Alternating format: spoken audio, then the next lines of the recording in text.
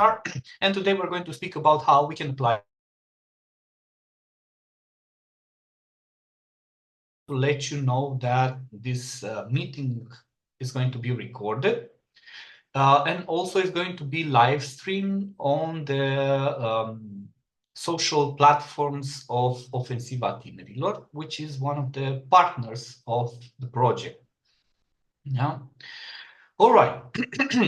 I'm going to start my screen sharing because I have some ideas for you to share with you about online human library. Whenever you feel the need to stop me, to add something, to ask anything, just feel free to stop me and to intervene. All right, because we're not such a big group, so we can manage an open discussion together. Good. So, are you ready for my famous share screening? All right. This time I choose other colors for my Canva presentation. Let's see if you like it. 1 second, because you know me, my technical skills are off the roof and fell. 1 second. There you go. All right. Let me know if you can see my screen. Can you see it? Yeah, somebody can say yes. So Yes. Yes. All right. Thank you so much. So today we're going to speak about online human library, and I put it here as a gateway to empathy and inclusion. Yeah? Our objectives for this seminar are as follows. First of all, I want to introduce this concept of online human library to the group, to all of us, to explain why is online library, human library, relevant in fostering empathy, in breaking stereotypes, in promoting intercultural inclusion. And the ones that participated in the training in Arad already know that human library is a key element in everything that's connected with stereotypes, breaking stereotypes, interculturality, cultural humility, and so on. Also, I want to provide an example of how it has been successfully implemented, and I'm going to share a little bit actually the website of the project, as an example of good practice on implementing human libraries and online and digital human libraries. And also, I would like to guide the participants on how to organize your own online human library events, because it's not so difficult. Okay, moving on. I'm going to recap a little bit what is human library as a short definition. It is an interactive event. It is an interactive event. It is an extraordinary concept that started in Denmark in the 2000s. As a grassroots initiative to promote tolerance and understanding. It works by allowing people to borrow human books for conversations, and these human books are individuals who share their life experiences on topics often surrounded by stereotypes and prejudices. So when we're talking about human books, we're talking about human people that have things to share connected with prejudice, with discrimination, with stereotypes. That's how it started. It started in Denmark by bringing people that in other circumstances would not be able to share their experiences. Just an example, in Denmark, in Copenhagen, during a human library event, a participant shared their journey on overcoming addiction. This deeply personal story allowed readers to replace preconceived notions with compassion, with understanding. So that's the transformative power of human library, because it fosters real change through open and honest dialogue. That is human library. The core idea is to replace the judgment the stereotype, the prejudices that we have on certain people with curiosity by asking questions directly to those who lived those experiences. Yeah? Following the objectives of human library are pretty simple, but also complex. Yeah? First of all, is to challenge stereotypes and to challenge prejudices. Yeah? To create safe spaces, to promote empathy and understanding. These objectives contribute to addressing very important social issues like social exclusion, stigma around mental health, intercultural misunderstandings, and so on.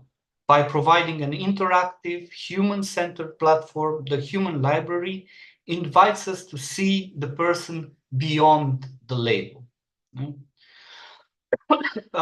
It has impact areas, and these impact areas include social inclusion, mental health awareness, intercultural dialogue. So we need to remember the motto of the Human Library, and most of you know it: don't judge a book by its cover. Yeah, that's the motto. Moving on. Now, the idea is that we can move from the face-to-face format. We can move the Human Library events in an online format because it has some benefits. Yeah. Why to bring it online? Well, the transition to digital platforms expands the accessibility. Yeah. It reaches participants across borders. We can share stories, hear stories from people that in other circumstances we couldn't meet. Yeah. Creates new opportunities to connect across distances. So these are the benefits. Yeah, global accessibility, inclusivity, because online events make possible for people with mobility challenges, for example, or with other limitations to participate. And another important benefit is cost effectiveness. Yeah, it reduces venue and logistical costs. Yeah. To organize a human library, you need to have space, you need to have some time allocated, a lot of logistical cost of moving, of mobility, and so on. So organizing human libraries in online format has this cost effectiveness benefit. Of course, the online format comes with its own set of challenges. Yeah. For example, there are some challenges that I taught and some challenges that I research on. First challenge, and the most obvious one, is to maintain connections. Yeah. But to address this, you can use tools like breakout rooms, live pools, virtual hand raising to stimulate the intimacy of in-person interaction. Yeah, because we always say that online it's not the same. It's not the same connection. It's not the same thing. Another challenge is this digital literacy, because not everybody is familiarized with using online platform, with using internet, and so on. But if we offer people in advance step-by-step guides or pre-event tutorials, yeah, we can make sure that everyone feels confident in navigating a platform like Zoom, for example. Yeah. Also, technical issues, I didn't put it here, but technical issues are also other, let's say, challenges. But once you have a dedicated tech support person or a team available during the event, these challenges are overcome. Like you see how we do it here, having always somebody that is there to make sure that the technology works for us. Yeah? Moving on, I'm going to give you here some key elements of an online human library. Yeah? And the key elements of an online human library are kind of the same with the ones of an offline human library, a face-to-face human library. Yeah? Human books, yeah? people who volunteer to share their personal stories, often on topics that they face judgment, they face prejudice, or they face stereotypes. Yeah, people that are brave enough to share those stories. And you remember we talked in the past how stories can be created and what are the formats of stories that we can tell in a human library event. Yeah? Another key element is the reader, of course, because every book needs a reader. So readers are participants who engage in dialogue with the books. Yeah, they ask questions and they learn from their stories. Librarians, yeah, the facilitators that are making sure there is an interaction and this interaction is smooth and it's respectful. Yeah? And you remember at the beginning when we introduced in our first seminar, when we introduced human library, we had there also a guide for librarians to make sure that people have respectful interactions with some rules and so on. Yeah. Another key element is safe space. Yeah. In the same way we are organizing a human library in let's say a real space, also the virtual space like we have here needs to be safe. Yeah, we need to make sure that the platforms that we are using are safe, they respect the confidentiality, and also we have a set of guidelines for the people. Yeah? So these are the key elements of an online human library. There is no obvious difference, yeah, from a face-to-face human library, but we have to remember where we're organizing this. Now, how to organize? How to organize an online human library? First of all, we have to identify the theme. What's the topic? And we have to align our topic with our audience interest. Yeah, and I put here intercultural inclusion or mental health, also on. Yeah, these are just examples. Yeah, um, that's very important. When a reader comes to the library, he needs to know what is the main theme of the library. The second step is to recruit the books. Yeah, we need to seek diverse voices willing to share their experiences with compelling stories that align with our theme. Yeah, prepare and train. You know? In this phase is very important. And we had a lot of conversation in the beginning about preparation and training. Yeah? First of all, guidelines, the guideline for books. And you remember when we talked about how books should share their stories and what are the limits and how they can set those limits. This is part of the preparation, the training process.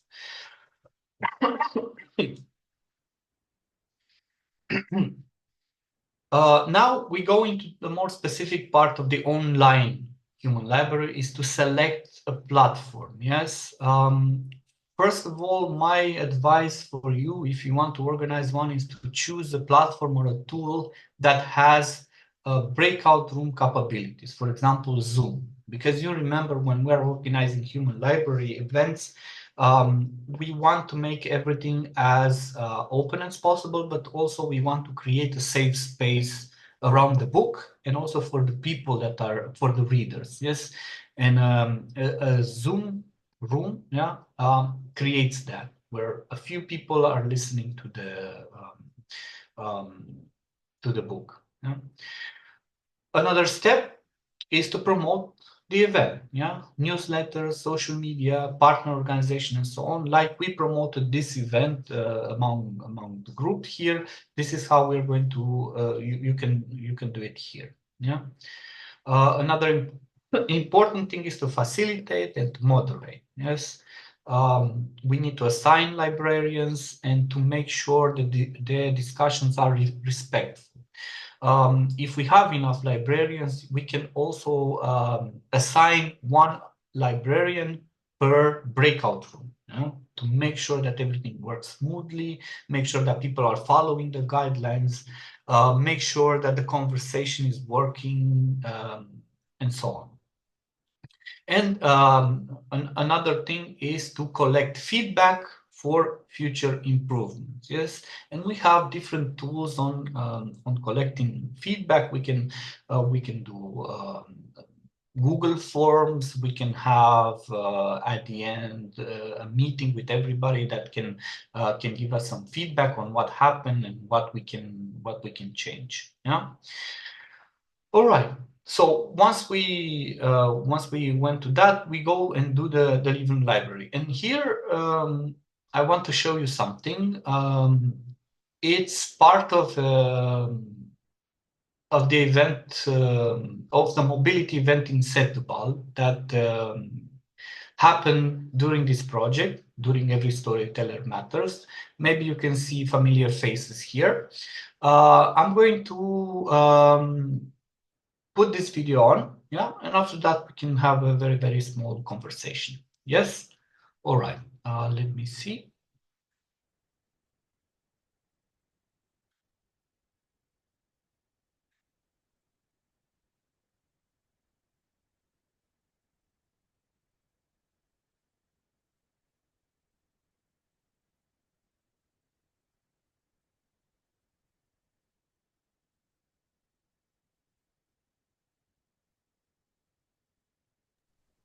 Sorry, but we can hear the voice.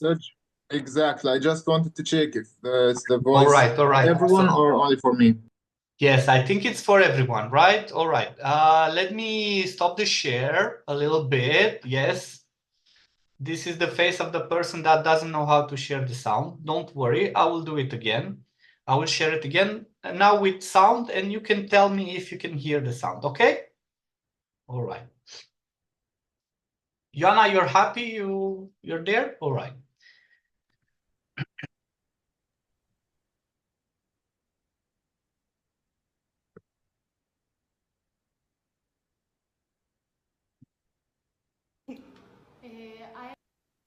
Loud and clear. All right. It was a book, and I was in this room. Oh, wait. Sorry. Okay, now. I was a book, and I was in this room with four people, people that I don't know very well, and I was sharing a very personal story, the story of my life, my journey, and I immediately felt very comfortable looking at the four people listening to my story. I could see how they were engaged, and they were very curious, and I could also tell that they had a lot of questions. So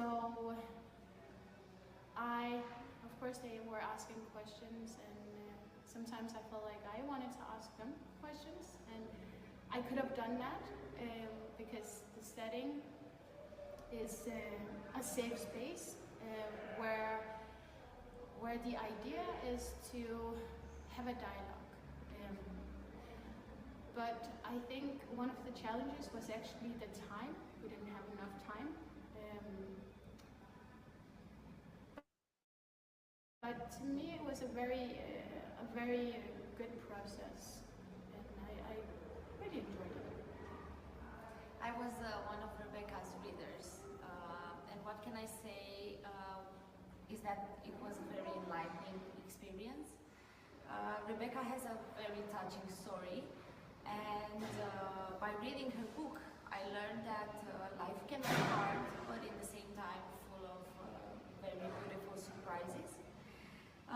And it also made me realize and to understand better the words, do not judge a book by its cover. And I would say, this simple but powerful methodology of bringing people together who don't necessarily know each other and sharing a story is extremely powerful. And it does bring people together in many ways. And I'm sure that if we had the time, we could have continued telling more stories all day long. Right. Going to stop the share a little bit. Did you recognize anybody here? No? Anybody? There's a girl looks like Ioana. There is a girl that looks like you. Maybe her Yes. sister. Oh, no.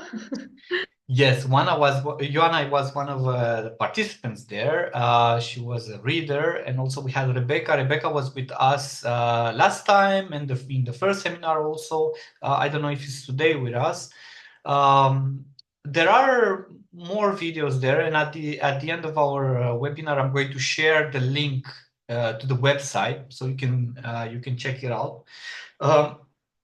Now, my question for you, after listening to what I was saying about organizing online living libraries, do you think that the online living library or not online human library would have some benefits or some extra benefits for readers and for human books and for the communities? What do you think?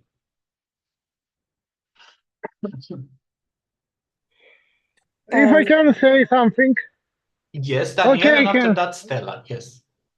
I can first. Okay. Stella, if you want to say something. Yeah, it depends on the subject that Mhm. the books are gonna be, Yes. and the amount of people who are interested. Mostly, if it's about feminism or girls supporting girls or something like that, that would be really very interesting, and a lot of people would go to and try to listen to the books, meet the people, ask some questions, etc., etc. But it needs to be advertised really perfectly, because that's what we like, advertisement. We really need to go through all of the social media accounts, especially TikTok, I don't know, advertise something there so a lot of people would be interested, and they would really be into asking some questions, knowing more about stories. And it's again topic and advertisement. That's two Right. things that we need to do.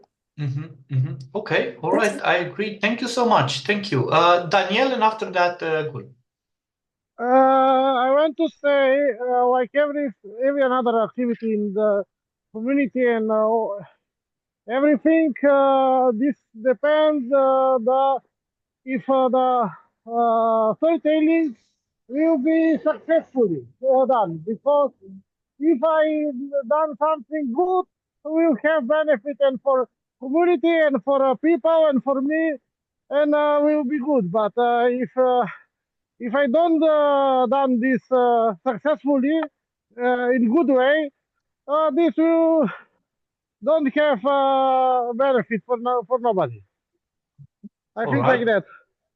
Thank you very much, Danielle. Gulcan. Thank you to you for attention. Actually, I always think that face-to-face human library event is better than online as well. I think many people agree with me in this topic. But in any case, yes, we can also do online sessions. But there is some lacks about online sessions, you know, and also it depends our perspective. If we have to be positive, yeah, we can, as you say, we can reach many people and we can stay at home, and it's very comfortable. But still, I'm not sure that we can share our emotions together as Ioana and Rebecca's experiences, because I was also in that session, and it was really really touchable and emotional times, and I think that I will always remember those times. But I'm not sure that in this type of online human library events, can we catch this type of emotional connections or not. This is just one of my idea, but any other that I'm afraid of and always thinking of that, the keeping the privacy. because at first, yes, we can make an agreement with books and readers also to carry or to take care the book and readers also. But I think in online sessions we cannot control who is taking captures and shooting the book or the readers expressions or something like that and use in a bad way. We cannot be share. Maybe we can think and talk about it. How can we protect the security and safety in the sessions?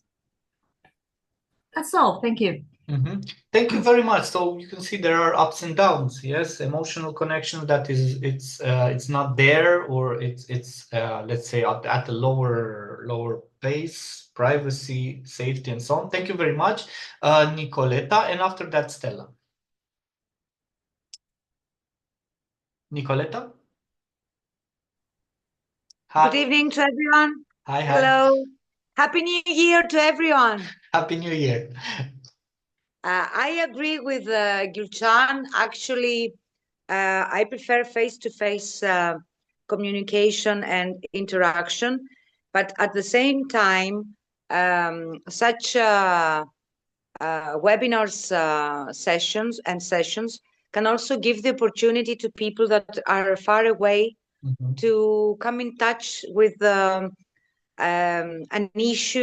issues that they would like to know. And of course, it depends on what everyone is interested in. For example, during COVID, everything was done through internet. But at the same time, there are also disadvantages. For example, sometimes there's bad connection, you cannot hear, and it's different. I mean, face-to-face communication gives you the opportunity to see the reactions, to see the face. That's all I wanted to say. Thank you. Thank you very much. All right. Yes. So face to face, it's still the way of doing human library. Yes. All right. Thank you so much. Anybody else? Yes. Let's see. Yes, Stella. Sorry. Now I see your hand. I agree that face-to-face is good. It's nice to have people right in front of you and see the what signs they're making with their hands, gestures, or anything.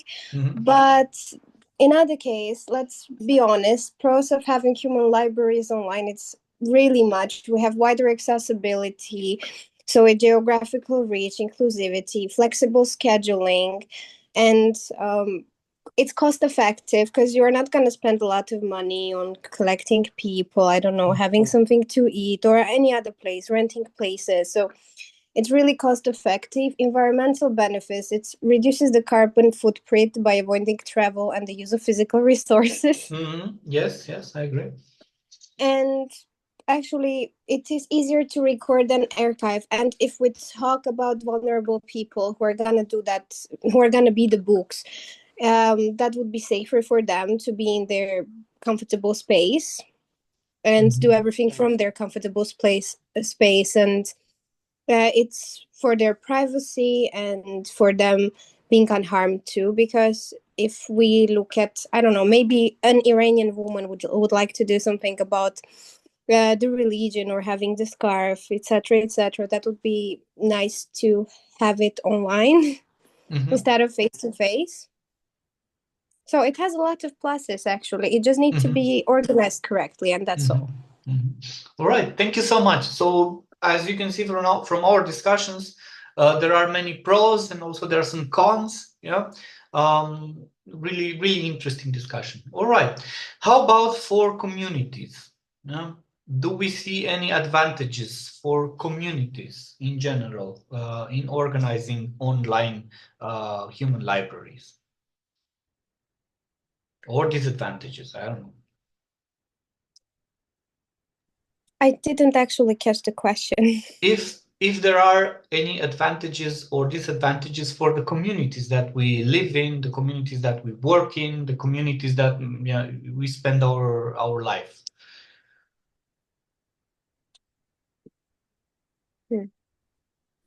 Are you asking about the benefits for them? Yeah, benefits or disadvantages? I don't know.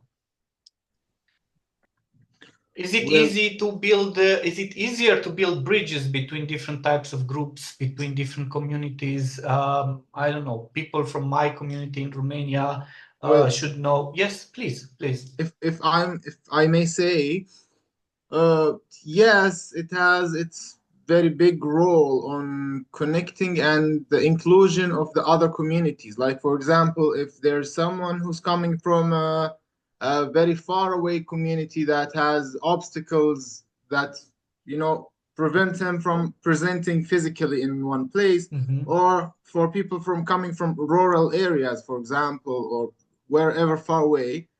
Yes, since this effect on the individual person will make the biggest effect on the society and the community in general, then yes, I can say that it reflects on the community, on the benefit of the community, because even if the community is isolated somewhere in the mountains, we still can reach them, we still can have this kind of projects with them when they are still in the comfortable of their place, the comfortable of their area, but still getting the knowledge, getting the needed info, All right. Yes, thank you. Thank you, Muad.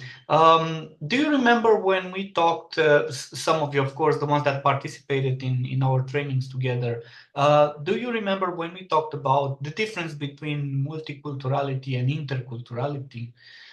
Do you think that creating spaces like human libraries could promote this movement from multiculturality to interculturality?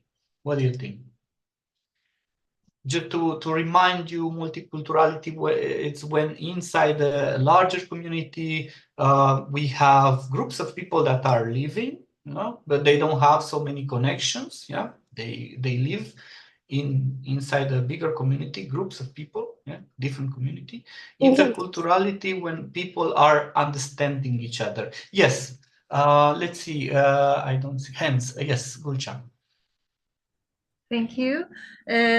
Actually, first of all, I still thinking and I still supporting to doing face-to-face about to transform multicultural relations to intercultural relations, because people because you know that inclusion is our topic, and also people get when people get closer to each other, it would be very easy. And also I think we are not still get used on this kind of webinar styles, because we still feel, I don't know how is the new generation, but we are still a bit close from conservative for this kind of technology connections also. And we still don't feel so close and so relaxed about it. And also there are many things around us to catch our attentions also. As in the session, I think that many people have any other jobs. Sometimes we need to drink something, have something, eat something, maybe during bells, and we have to go out. We cannot focus fully on this topic. Yeah, that's why, for this reason, I always support the face-to-face. But this doesn't mean that I really deny to use technology or to use this kind of connection tools. Of course, yes. But in any case, if we compare, I still prefer face-to-face. Yes. All right. Thank you so much. Thank you. I think I've seen Stella's hand. Yes. Stella, do you want to add something? Yeah, I wanted to say that about your question, that's actually really possible by human libraries to get more inclusive with other people.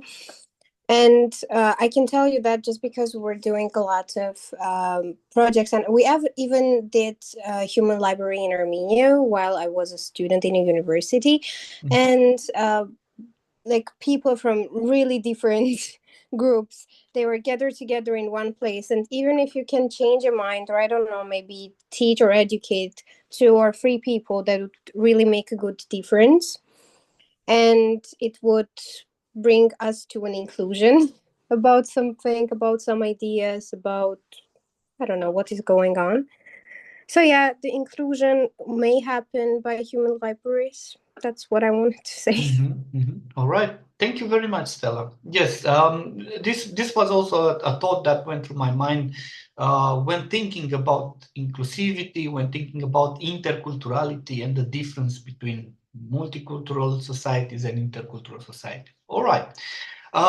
My suggestion is to move on a little bit with my slides because I have 2 or 3 to show, and after that we can have an open discussion. Is it okay with you? Yes, of course, you don't have a lot Yes. of choices, so yeah, sure. Good. So I'm going to share it.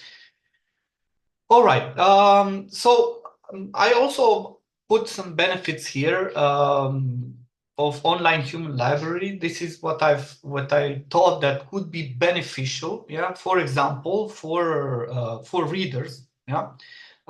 Readers, they learn from experiences, from lived experiences. This is how I like to say it. Yeah. They gain insights, and also they challenge their preconceived notions, their stereotypes, their prejudices. Yeah. Another important thing, and this is something that I'm really fond of, is that the fact that it fosters intercultural understanding. More than multiculturality, it fosters interculturality. The fact that we are understanding other people cultures, that we're humbled with our culture. And if you remember when we talked about cultural humility, I think for readers this is something really important and a competence that it grows in us in human library. Of course, not only in online, in offline. So this is valid for both ways. For human books, yeah. They share their stories, and most important, they validate their stories. Yes, like most of you said, it is important that people can hear my story, people can validate my experiences and my stories. And also it creates connection, meaningful connections. Yeah. And then I put there for communities because I also had that question for you about communities. What do you think are the benefits for communities? Well, I put there for communities, it's building bridges between different groups that in other circumstances, other situations, they would not interact, they would not intersect, they would have prejudice one about the others. It builds bridges. And now on this online aspect is that it's opening a little bit more the world, because you can have connections, bridges with groups that are not, let's say, necessarily geographically close to you. Yeah. And I put there, it promotes inclusion and dialogue. This is what I found as important, as an important benefit. Yeah. How to organize your own event. And I put here a checklist, yeah, a checklist for success. I put it here. First of all, like I told you at the beginning, we need to have very clear objectives and a target audience. Yeah, what do we want to do, and what is our target audience? A strong recruitment of diverse human books. Yeah? It is very important to have as many life experiences as possible, of course, connected with the objectives and also with the topic, with the thematic of our human library. Effective promotion and tech setup, like Stella was saying, promotion is very, very important. And also, like I put it here, technology and tech setup and support and technological support is really, really important. Safe discussions, moderated discussions. We need to make sure that the librarians, yeah, the facilitators are there to moderate the discussions, to make sure that everything it's kept in a good way. Yeah? And feedback, yes. And how do we get feedback? Of course, there are multiple tools, multiple solutions to get feedback. All right. Now, that were my slides for this evening. And I kept at the beginning Q&A, let's say like that, the questions and ideas, maybe Q&A, yeah, because I'm trying to get answers and questions from you as a group. What do you think? Do you think online human library can be done? Do you have any ideas on what topics, on which groups, which target groups would be possible to do it within your organization, within your country? What do you think?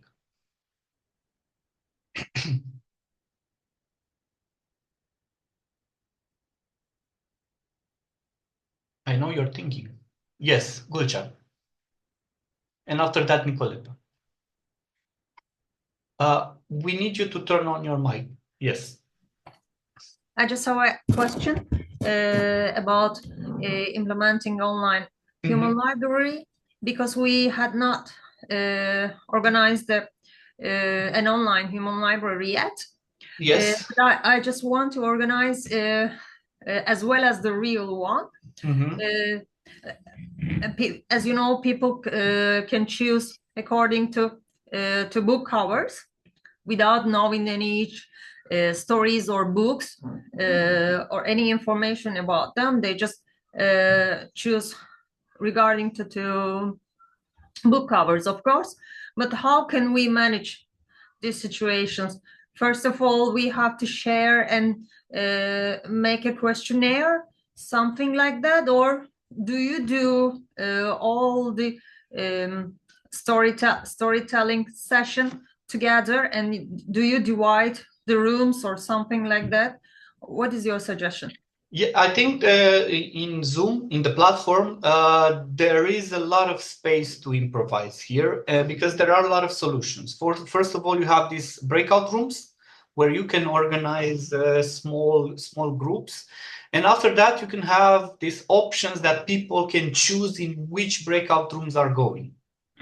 So there is this technical possibility for people to choose which book they want to listen, which book they want to visit. And maybe I also would like to do this, and maybe we can talk about it, and we can organize something together as a living library event in online. Yeah. That's from my experience, but maybe somebody else has other ideas. But I would like to listen to Nicoleta also. No? Nicoleta? Sorry, but I think that you asked in what kind of people we could implement a human library. In which target groups? Yes, in which target groups? What topics you can use for online human libraries? This is what that was my question. I think that it can be implemented in all vulnerable populations. For example, people with disabilities, migrants, refugees, even old people that nowadays face a lot of discrimination. And I can see it every day in my work. I can see also children, abused children. I think that it can have a variety of topics and a variety of population at the same time. All right. Thank you very much, Nicoleta. Daniel. I want to say that we can make for online library with every target group and for every topic what is important for more people, like for one group people, because every topic is for me personality is important. If you have some story, if you have some your story. For me, it's important. Your question is important for our community to make change in our community, to make better the community, to improve the community. We can do this if we listen your story. You're one person, you have your story, and this story is important to listen. And for that, I think we can make human library online for every topic, like LGBT, like people with disability, like for people, for feminism, for democracy, for uh, human rights, for everything, for children, everything, because every story is important. All right, every story matters. Thank you so much. All right, thank you, Daniel. Nicoletta, do you want to add something?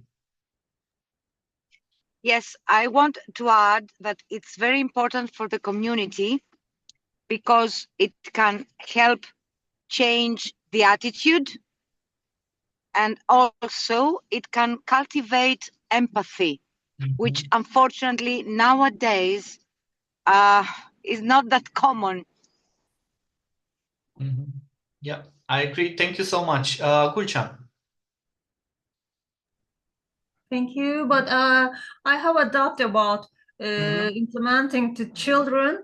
And by the way, I would like to ask Nicoletta also, because she's experienced working about migrants and children's, and she said that actually she said that about abused children.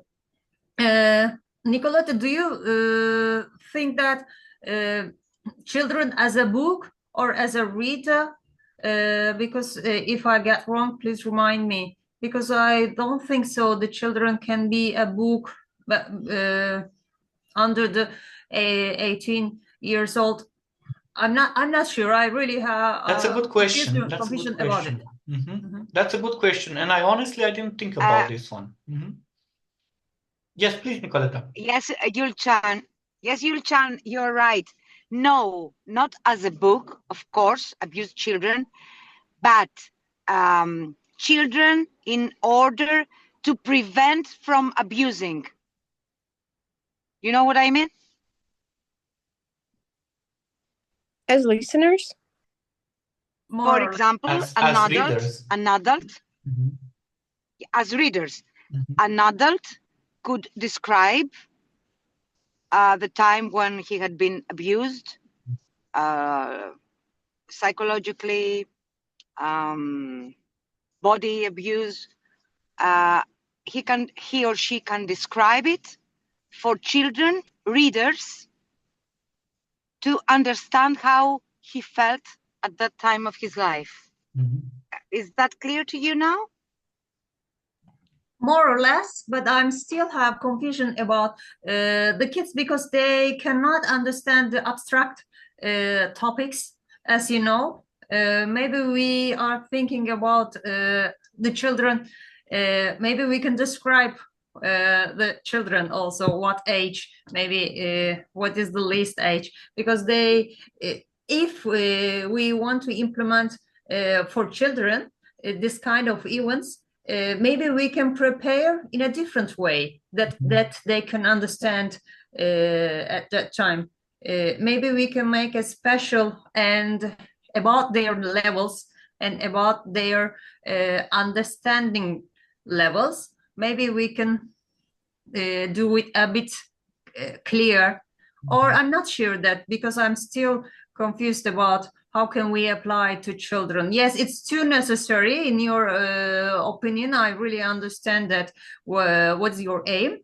But in this time, we should be so much careful about it to implement, because this is really serious topic. How they can understand, or how we can reach our goal without hurt themselves, or without a safe or security issue.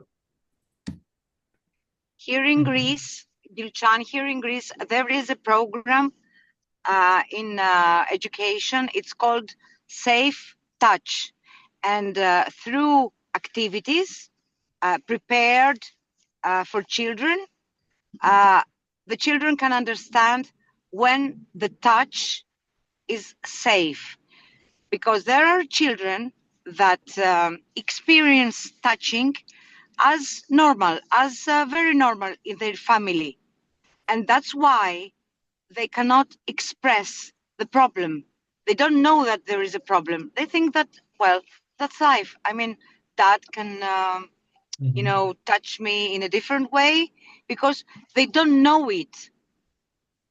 I agree that it has to be prepared in a specific way for children to reach our goal. All right, thank you very Thank you. much, Nicoleta. Yes, it is a very touchy topic. Yeah, Stella. I agree mostly with Nicoleta, but that's the thing about the parents. Because saying that kids wouldn't understand that topic, they would definitely understand. Actually, I think they sometimes understand better than the majority of us all that topics, but the problem is going to be with the parents. It's like teaching sex education at schools. The majority of people, they disagree with it, but they should have been a good thing for knowing like the touch safe touch things, and that can be working, I think, in Europe. To have that libraries, it would be okay. I don't think it would have that much hate towards it, but in other countries like in Caucasian countries, in Armenia, definitely Turkey, etc., etc., I don't think the parents would allow their kids to go to listen to something in that topic, which is sad, but it is the reality. But we can actually go with, if we mix human libraries with the small theater actions that you do, and then interactive theater actions that you do there, and then they raise the hand, they come and give their ideas, like that's the first option to go and solve this problem, that's the second one, and they act out in that one. Maybe it can, but again, I don't think about the abuse we can do it with kids. Yes, thank you very much, Stella. Daniel, if you want to add something. Yes, I agree that the bigger problem for children is them parents, all attitude and everything what is from children, so like stuff, thinking, attitude is everything from them parents, because how is the parents like this will be and children's. Maybe we need more to work with parents than Parents. with children about the topics. And also, when we speak for online human library, we must to find more creativity method, because this is online, and this problem for me distance. We must to find a more creativity method. Can be to be online, but need to be more creativity. All right. Thank you very much, Daniel. Thank you. Yes, just try to remember how it started, yeah, how Human Library started in Copenhagen. It started with grown-ups. We started with adults that were sharing traumatic experiences. But until you get there, until you get to the moment that you can share, there is a process, there is a long way. Yes, not everybody can share. Prejudices that happen to them, stereotyping, discrimination that happened to those people. So let's try to remember that when we are talking about Human Library. But of course, we can have, because we're very creative people, we can have different variations of Human Library that can cover various topics. For example, bullying, which is something that is happening among kids, with students and so on. So there are a lot of things that can be done here. All right. I told you that for today we just have 1 hour. If you would like to add something about today's topics, if you feel that there is something that you want to comment, something that you want to add, if you feel that our discussion today was useful, now it's the moment. Yes, please, Daniel. And thank you, Stella. Sorry, Sorry, I forgot before to say Happy New Year and Happy holidays, Merry Christmas, because I forget on beginning, and I want to say no to everybody, and Thank you very I much. want to say that this library webinar was very useful for me. I want to participate in other your activities, and I love you everybody there, and I miss you. Thank you very much, Daniel. Before finishing everything, I want to share with you. The website of the project, because the project has a very nice website, and I want to share it with you. Just one second. I will share the link in the website, and after that, I'm going to come back to you with a